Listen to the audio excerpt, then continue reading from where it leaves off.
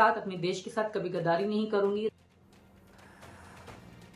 आपने सुना सीमा हैदर को, वो किस तरीके से अपनी बात सामने रख रही थी। उन्होंने कहा था कि उनको परेशान करने की और उन्हें बदनाम करने की एक साजिश का हिस्सा है। सीमा हैदर रघुपुरा से हमारे साथ लाइव इस वक्त जुड़ गई है। बहुत स्वागत है सीमा आपका। आशीष दीक्षित हमारे सहयोगी न्यूज रूम से मेरे साथ लाइव हैं और एपी सिंह साहब, सीमा हैदर के वकील, वो भी मेरे साथ लाइव इस वक्त जुड़ गए हैं। सबसे पहले सीमा आपसे ही सवाल यहाँ पर कर लेता हूँ, और आशीष, क्योंकि आप सचिन आपके इस पूरे मामले को लगातार कवर करते रहे हैं, तो सचिन आशीष से भी उम्मीद करूंगा कि वो भी बीच में सवाल पूछ सकते हैं। लेकिन सीमा, इस तरीके की कई चीजें लगातार एक के बाद एक, कुछ दिनों की दूरी होती है, उसके बाद कुछ एक नया शगुफा सामने आ जाता है, अब ये नई चीज सामने आ गई है। आपको उम्मीद थी कि ऐसा कुछ होने वाला है आपके साथ, या आपको लग रहा था कि ऐसी चीजें की जाती रहेंगी? पाकिस्तानियों से मैं कोई भी अच्छाई की उम्मीद कभी भी नहीं कर सकती, ना मैंने कभी की है, क्योंकि वो जब से मैं यहाँ आई हूँ पूरा 1 साल हो गया, 1 साल से भी ज्यादा समय हो गया है। वो लोग हर तरह से मुझे परेशान, टॉर्चर करने की कोशिश कर रहे हैं। कभी कोई रीमा बना के बिठाते हैं, कभी मुझे मार खिलाने की फोटो वीडियो आइडियो चलाते हैं, कभी सचिन जी को मरा हुआ दिखाते हैं, कभी मेरे करेक्टर पे उंगली उठाते हैं, कभी बच्चों पे उंगली उठाते हैं। अलग अलग वो आरोप लगाते आए, उनसे मैं कभी भी अच्छाई की उम्मीद ना कर सकती थी, ना कर सकती हूँ, ना कर सकती हूँ। रही बात जो मेरे चाचा के बारे में बताया जा रहा है, तो वो जो भी सारी मेरी जिंदगी की हकीकत थी, ए टू जेड सब कुछ, मेरा चाचा, मौसी, मामी, जो भी मेरे रिश्ते थे पाकिस्तान में, सब की पूरा बायोडाटा मैंने जांच में बताया और दिया था। ठीक है, ये लोग जो कुछ भी अभी करने की कोशिश कर रहे हैं, जो रिकॉर्डिंग में बोल रहा है, वो हैदर का रिश्तेदार, ठीक है, जफर बुख्तिया कोई भी नाम है उसका, वो हैदर का रिश्तेदार, एक हैदर बोल रहा और मोमी मलिक बोल रहा और हैदर का रिश्तेदार बोल रहा, कोई और हो, वो व्यक्ति का मतलब अगर कोर्ट में भी उसकी गवाही मानी जाती है जो अपने रिश्तेदार ना हो, रिश्तेदार तो हमेशा उसके पक्ष में बोलता है, वो तो हैदर का रिश्तेदार है जो बकवास कर रहा है। और एक बात बताओ, मुझे पूरा 1 साल हो गया है, उनको ये अब चीजें याद आ रही हैं? अब चीज मोमी मलिक को भी 6 महीने हो गए हैं आए हुए, तो उनको अब चीजें याद आई, क्योंकि मेरे मोमी मलिक के चिट्ठे दिखा दिए, मेरे मोमी मलिक की पूरी हिस्ट्री जो भी हमने निकलवाई, और वो सारी मैंने अपने चैनल पे हर दिन चलाती रही। तो वो मुझे धमकियां देता रहा लाइव बैठ के कि अगर कल वीडियो बनाएगी तो इसके साथ अच्छा नहीं करूंगा, परसों वीडियो बनाएंगे तो इसके साथ अच्छा नहीं करूंगा, और मैं वीडियो बनाती रही, क्योंकि मैं डरती नहीं, जीत सच्चाई की होती है, जो सच है मैं वो बोलती हूँ हमेशा। तो उसने मुझे गाली गलौज करी, मेरे भाई एपी सिंह को गाली गलौज करी, मीना जी को, बच्चों को गाली गलौज करी। उसके बाद रेगुलर ये लाइव बैठ के किसी न किसी पाकिस्तान से बात करता है, और ये लिख कर, स्क्रिप्ट बनाकर ये लोगों ने ये रिकॉर्डिंग करी है। इसमें कोई सच्चाई नहीं है सीमा। इससे पहले तो हद तो ये भी हो गई थी कि आपका एक ऐसा वीडियो भी वायरल कर दिया गया जिसमें आप रोते हुए दिखाई पड़ रही थी और आप कह रही थी आपके साथ जुल्म और ज्यादती हुई है, ये भी हो चुका है। देखिए, हद हो गई, हद। कहीं मेरा अबॉर्शन करवा देते हैं, कहीं मुझे मरा हुआ साबित कर देते हैं, कहीं मुझे मार खाते हुए दिखा देते हैं। ये कौन सी हद होती है? मैं तो हार गई इन चीजों से। क्या होता है यार, मेरी गलती क्या है? मेरी गलती तो बता दो। रेगुलर मैंने अपनी जिंदगी का फैसला लिया है ना। मैं सनातन धर्म में क्या आई, सारे पाकिस्तान को आग लग गई, सारे पाकिस्तान सब कोई ना कोई साजिश करने की कोशिश कर रहे हैं। एपी सिंह साहब, ठीक है, एपी सिंह साहब मेरे साथ जुड़े हुए हैं लगातार। एपी सिंह साहब, ये सारे वो पैंतरे हैं जिनका आपको एक बड़ा अनुभव रहा होगा, जो अक्सर मुकदमों से पहले अपनाए जाते हैं, जो सामने रखे भी जाते हैं। हालांकि हम इन वीडियो ऑडियो की पुष्टि हम कतई नहीं करते, लेकिन एपी सिंह साहब आप भी समझ रहे होंगे इन चीजों को। ये सब बुझते हुए चिराग है अपनी मजार के। इनको यही इनकी अपनी आपस के जब गिरेबान में झांकते हैं तो दिखता है गलत। पाकिस्तान का है कौन, भारत का है कौन, कौन यहाँ के हैं जो ऐसा सारा कुछ कर रहे हैं? उसकी जांच एनआईए करे। सीमा तो भारत में है, सीमा की एटीएस जांच कर रही है, उत्तर प्रदेश पुलिस जांच कर रही है, मैं कहता हूँ गृह मंत्रालय करे, मैं कह रहा हूँ और एनआईए जांच करे और अच्छी तरह से एफआईआर दर्ज करके जांच करे। सीमा का, बच्चों का, सचिन का पॉलीग्राफी टेस्ट कराया जाए, लाई डिटेक्टर टेस्ट कराया जाए, ब्रेन मैपिंग टेस्ट कराया जाए, सारी जांच की जाए। और वो जांच honourable high court, honourable supreme court के रिटायर्ड 1 नहीं 2 नहीं 5 जस्टिस की कमेटी बना के उनके सामने वो निगरानी में जांच की जाए। दूध का दूध, पानी का पानी हो। सीमा निर्दोष है तो उसे अपनाना पड़ेगा, क्योंकि बुद्ध की धरती है, युद्ध समाप्त की धरती है और बुद्धम शरणम गच्छामि की धरती है। सर्वे भवन्तु सुखिनः सर्वे सन्तु निरामया की धरती है। वर्तमान में देश के प्रधानमंत्री सबका साथ, सबका विकास, सबका विश्वास और सबके साथ न्याय का नारा देते हैं। सीमा के और सीमा के बच्चों ने भारत में आस्था जताई है, सनातन धर्म में आस्था जताई है, रामायण गीता महाभारत में आस्था जताई है, अयोध्या काशी मथुरा वृंदावन में आस्था जताई है, राधे और कृष्ण में आस्था जताई है, भारत माता की जय में आस्था जताई है, गाय गंगा गीता गायत्री में आस्था जताई है, सूर्य भगवान और चंद्र भगवान में आस्था जताई है। मेरी आवाज आ रही है आपको? तो उसके साथ सीमा जी नहीं होना चाहिए। आशीष पूछिए, आपकी आवाज जा रही है। देखिए सीमा जी, ये सनातन, ये धर्म, एपी सर, ये सब चीजें अलग है।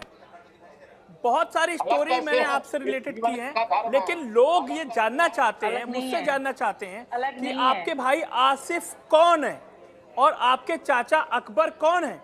पाकिस्तान आर्मी में अगर आपके चाचा अकबर हैं और वो इस्लामाबाद में पोस्टेड है और आपका भाई अगर आसिफ कराची में पोस्टेड है, तो ये सवाल बनेंगे। और आपको, क्योंकि आप दुश्मन मुल्क से आई हुई हैं, तो आपको इन सवालों का बार बार सामना करना पड़ेगा। तो बार बार जब सामना करना पड़ेगा तो बार बार जवाब देने पड़ेंगे, जब तक ये केस चलता रहेगा। तो आप बताइए, आसिफ से आपका क्या कनेक्शन था, क्या बॉन्डिंग थी, आपके चाचा से क्या बॉन्डिंग थी? वही सवाल हो रहे हैं कि चाचा के पास आप जाती थी और वहां आर्मी कैंप में आप रहती थी, तो इसका जवाब दीजिए आप। चलो, मेरे चाचा इस्लामाबाद में थे, मैं कराची में थी, तो मैं कराची से इस्लामाबाद जाती थी।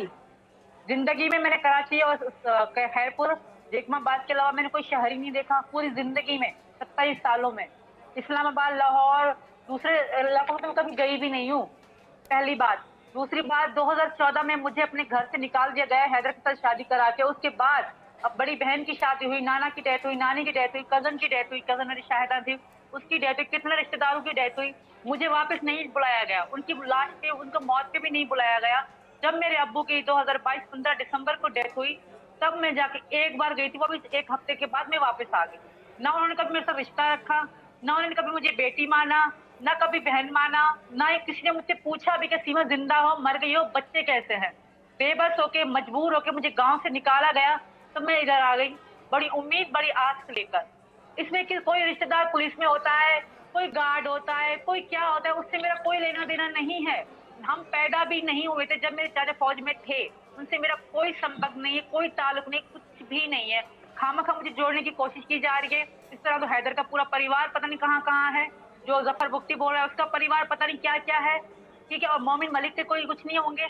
मोमिन मलिक वो इंसान है जो दिन रात पाकिस्तानियों के साथ बैठता है, हमें गाली गलौज करता है। तुम सवाल करो, हम जवाब देंगे। मेरी बात समझिए, जब आप पाकिस्तान से यहाँ आई तो आपके चाचा रिटायर हो चुके थे और आपका भाई आर्मी में पोस्टिंग में था, आसिफ। आपका भाई आसिफ है? मेरा भाई, देखो भाई बहन सबके होते हैं, ठीक है, पर मेरी जो कंडीशन थी, मैं अपनी कंडीशन बता रही हूँ आप सबको। मुझे गांव से निकाल दिया गया था 2014 में, जब सचिन तो मेरे ख्वाब ख्याल दिमाग में भी नहीं था। हमारा प्यार मोहब्बत मुझे पता ही ना था कभी मुझे सचिन से प्यार भी होगा और मैं भारत आऊंगी। ऐसी चीजें कभी जिंदगी मेरी में थी नहीं। हैदर के साथ शादी कराई गई, मैं कई महीने जेकमाबाद में रही, उसके बाद मैं आई वापस कराची में शिफ्ट हुए हम लोग कमाने खाने के लिए। उसके बाद हैदर ने मुझे तलाक दी, मैं अपने बाप के साथ रहने लगी। इन बीच कितने रिश्तेदारों की डेथ हो गई, कितने रिश्तेदारों की शादी हो गई, पर मैं कभी गाँव नहीं गई। किसी रिश्तेदार ने मुझसे कभी पूछा तक नहीं कि बेटी कैसी हो, सिर्फ मेरे अब्बू के अलावा।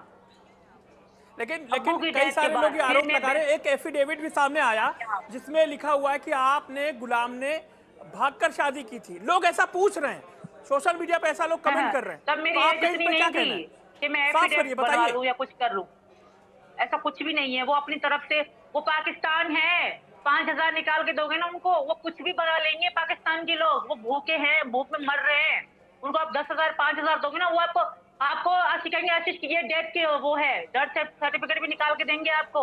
आप तो जिंदा की बात कह रहे हो, पता नहीं क्या क्या वो कर सकते। सिर्फ आप 4 पैसे दो तो सही उनको। वो पाकिस्तान है, वो वहां पे सिर्फ रिश्वती लोग रहते हैं। मैं बताऊं, जब मैं यहाँ आ रही थी तो कितने पैसे मुझसे छीन लिए गए थे। वो ये नहीं सोचते, वहां पे सिर्फ पैसा पैसा पैसा ही दीन है, पैसा ही धर्म है।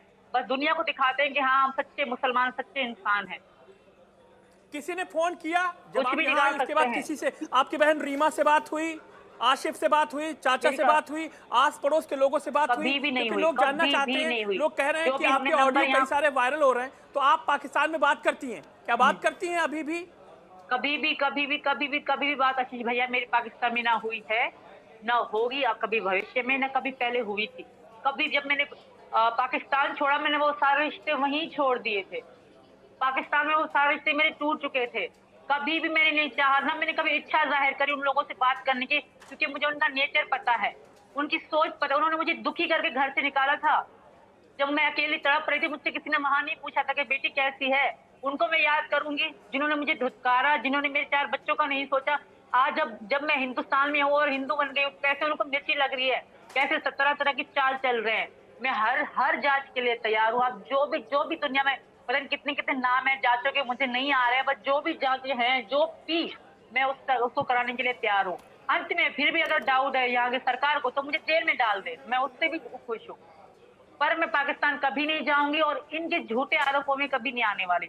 मैं यही चाहूंगी हरियाणा पुलिस से, हरियाणा के जो मुख्यमंत्री हैं उनसे यही कहूंगी कि आप मोमिन मलिक की जांच करें। मोमिन मलिक एक गुंडा है, दहशतगर्द है, क्योंकि वो दिन रात खुद पाकिस्तानियों से बात करता है। कौन सा वकील किसी की बेटियों को गाली देगा? कौन सा वकील किसी औरत को गाली देगा? कौन सा वकील एक वकील को गाली देगा? कौन सा वकील एक हिंदुस्तानी को गाली देगा? बताओ आप। यूट्यूब में वकालत उसने खोल रखी है, यूट्यूब पे उसने अदालत खोल रखी है। कोई जाओ देखो उसका यूट्यूब, कैसे सरेआम धमकियां और गालियां गलौज कर रहा है। देख लीजिए जाके उनका यूट्यूब। ऐसे वकील होते हैं, हमारे भाई भी तो वकील है। एपी सर से एक सवाल मेरा है कि क्लीन चिट वाली बात हमेशा होती है एपी सर, कि क्लीन चिट मिलेगी, क्लीन चिट, कोई क्लीन चिट नहीं, कोई पर्ची नहीं, कोई केस कहाँ चल रहा है, क्या केस में प्रोसेस है? आप समझाइए, बताइए लोगों को कि सीमा हैदर वाले मामले में या सीमा सचिन मीना वाले मामले में आखिर कानून क्या रुख अख्तियार किए हुए है? क्या क्लीन चिट मिलेगा? क्या आगे का प्रोसीजर होगा कि ऐसे ही फंसा रहेगा? कि चुनाव का वेट कर रहे हैं, कि 10 जून का वेट कर रहे हैं, कि जो सूरजपुर कोर्ट ने कहा है कि 10 जून को गुलाम हैदर आएंगे, क्या 4 जून नतीजों के बाद एक्शन होगा और 10 जून को क्या सीमा की वापसी होगी या सीमा को परमानेंट यहीं रख लिया जाएगा? एपी सर आपसे सवाल है और यही सवाल सीमा से। राजीव भाई आप कुछ पूछना चाहते हैं? सीमा यहाँ रह रही है, सीमा यहाँ रह रही है। सीमा पर कोई भी केस, सीमा पर इस हाथ से गुलाम हैदर के केस कोई यहाँ जुरिडिक्शन पर नहीं चलेंगे।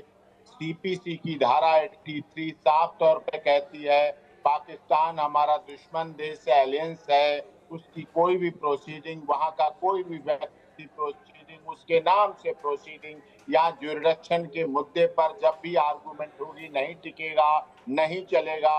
ये भ्रम फैलाया जा रहा है। सीमा की जांच चल रही है, एटीएस जांच चल रही है। देश के मामले में राष्ट्रपति भवन के माध्यम से गृह मंत्रालय ने कागज पाकिस्तान के द्वारा एम्बेसी को वहां भेजे हुए हैं। सारे डॉक्यूमेंट की लिस्ट गई हुई है। सारे डॉक्यूमेंट जांच कर लो, वेरीफाई कर लो, सब कुछ पता कर लो, सब जांच कर लो, हर तरह से जांच कर लो।